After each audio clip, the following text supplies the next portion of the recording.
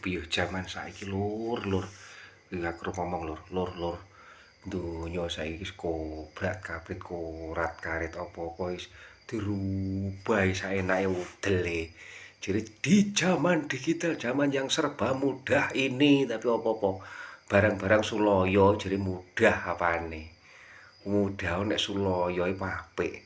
Saiki contone kaya rukune Islam iku ana 5 ngono ki lho. Siji syahadat, loro salat, telu poso, papate zakat, 5 haji ing tanah suci. Amin ya Allah, amin ya Allah, ya rabbal alamin. Ini dirubah. Padahal aku ki mbiyen ngaji jaman cilik aku ki yo ngono kuwi sing bener. Siji syahadat, loro salat, telu poso, papat zakat, 5 haji. Saiki lho iso berubah. Jarene apa? Siji syahadat, loro salat, telu zakat. Lah ngene lho piye ngono. Ngene sapa ngono. Ngono terus sing ngrubahi kelakuane sapa? Trimo ngenutne lagu ndadekne kata-kata at kasilit jaran ngono. Kok ya dirubahi kabeh apa bendase ngene iki ya. Asline ya ora tepak, ora setuju. Padahal aku nek ngrungokne critane Njeng Sunan Kalijaga kaya ning apa serial Ketoprak Saridin ngono-ngono kayak ngaji zaman cilik aku ngono ya bener ngono kuwi.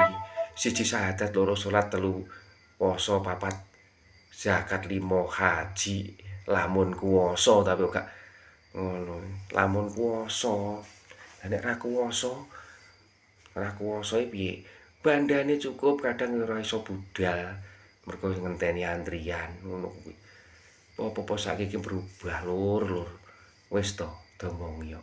Percaya ya kuwi, gak percaya kuwi. Terah ya isen-isene donya saiki iki apa-apa berubah. Apa maneh saiki pembulian, barang ajur-ajuran kaya ngono ae. Kadang-kadang sik dibenarkan enek sing protes golek keadilan supaya apa gawe acara supaya ben iso ndadekne efek jerah ditentang ngono ya. Kesualamoh ngono lur. Beh. Saiki yo ngono hukum apa rukun Islam kuwi ya masih genep jumlahe ya urutane diocar-acir. Apa saiki sing ra dirubahi gak diwahi lur. Wis to. Ngene iki ya apa ya diarani geram ya geram. Ngene iki diarani keminter ya sak gelem mulih mengarani. Diarani